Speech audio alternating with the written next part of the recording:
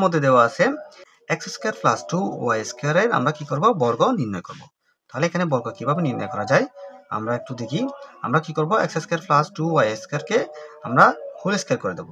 X square plus 2y স্কোয়ারকে আমরা কি করব, হোল স্কোয়ার করে দেব।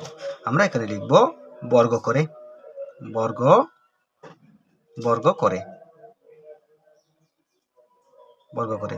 বন্ধুরা এখানে আমরা x কে যদি a ধরি, y কে যদি b ধরি, তাহলে এখানে পেলাম কত, a plus b whole square. যে a plus b whole square সমান হচ্ছে কি a square plus 2ab plus b square. আমরা এখানে সূত্রটা প্রয়োগ করে দেব। তাহলে a স্কয়ার সমান হচ্ছে x square plus whole square plus এখানে কি 2y স্কয়ার। এখানে a square plus 2a, a হচ্ছে x স্কয়ার, 2a এবং b হচ্ছে 2y square plus b square. b square মানে হচ্ছে 2y স্কয়ার এবং হোল স্কয়ার, 2y এর উপর আবার হোল স্কয়ার আছে।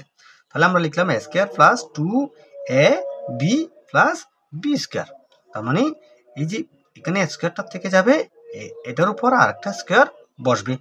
তার মানে আমরা কি করলাম, আমরা সূত্রটা বসালাম।